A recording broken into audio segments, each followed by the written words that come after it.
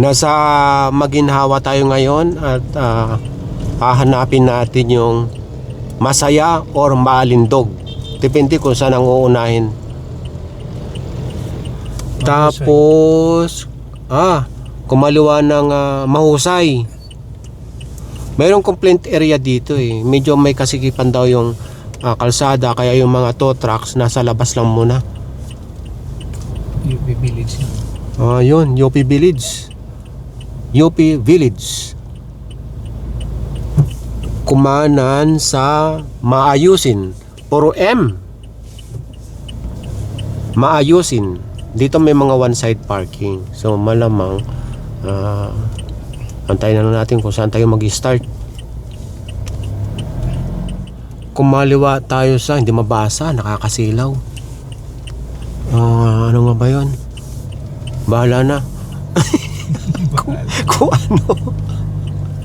Basta nasa loob tayo ng UP Village. Anong street ito? Malindog na to. Ay, ito, Maalindog. Dito mag-uumpisa sa Maalindog. Malamang. Ito, yung malamang yung sa kanan ng mga titikitan. So ito, naka-park sa sidewalk. Ito. Titikitan na ito ng enforcer. Ito na. Ito yung mga nireklamo.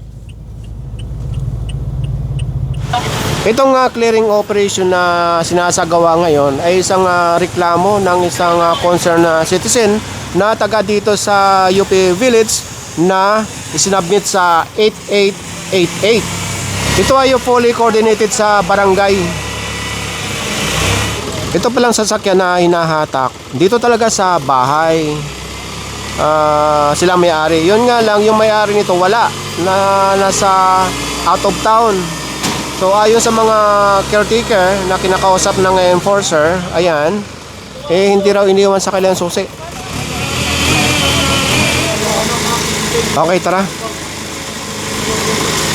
After natin sa Maalindog, nandito naman tayo sa Malambing. At ito, tinitikita na. So lumabas yung may-ari, natikita na. Natikita na ng illegal parking. Pero hindi na ito mahahatak. Magmula doon sa natikitan, marami pa pala dito sa baba nitong Malambing. Sunod-sunod.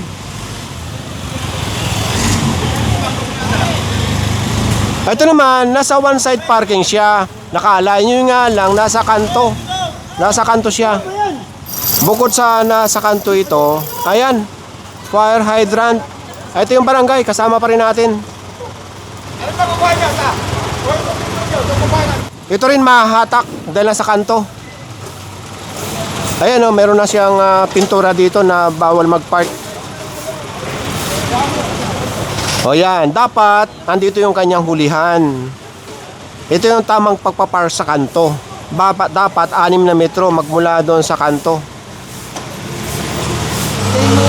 Diyan din siya nakakuha.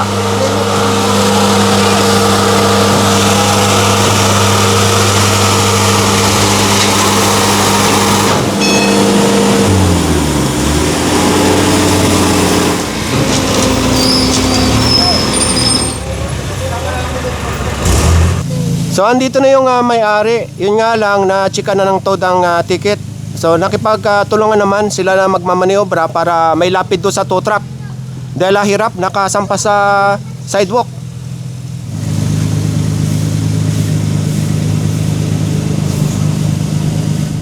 So after natin sa UP Village, nandito tayo sa may part ng Fairview.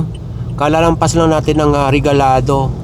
Mayroong street na papasukan dito na kung saan andun yung kalsadang nirereklamo about sa mga illegal parking. Ito na yung Regalado Highway.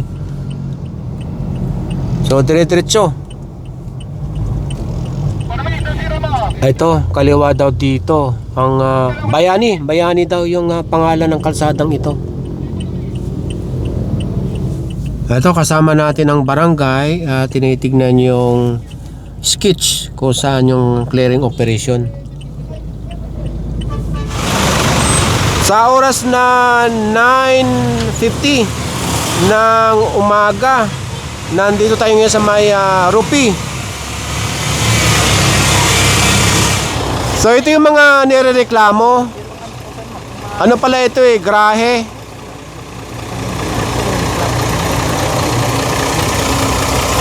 Akasin mo yan. Oo. Yun nga lang, yung mga nakaparada dito sa kalsada ay mga sira, hindi umaandar. So hindi ito mahahatak. Titikita na lang ito. Malaki pala ito. Kala ko hanggang doon lang yung pinakagrahe.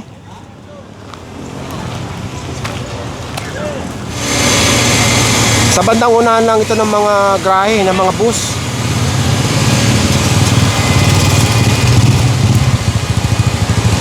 After natin sa Rupi, meron ding one side parking dito sa kanan.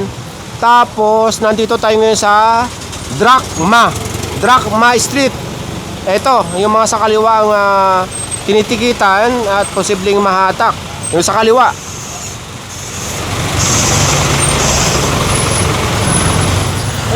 Maganda ang daloy ng traffic pagka naayon dito sa one side parking. Ayan, dire-diretso. Ang problema, pag may nakapark dito sa kabila, yung mga papuntang sasakyan doon, mabablock nito. Kaya, hello, good morning, ingat! Mabablock nito, so magkukos ang traffic. So ayan, hinahatak na.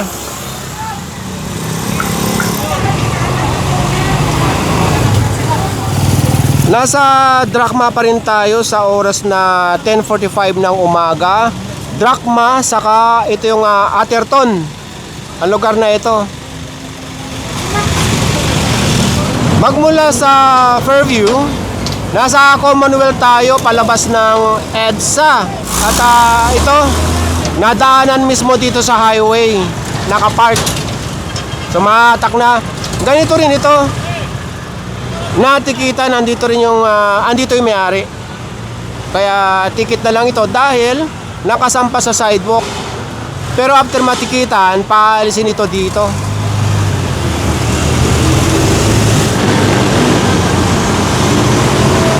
Nasa Commonwealth pa rin tayo. At ito, dalawa magkasunod.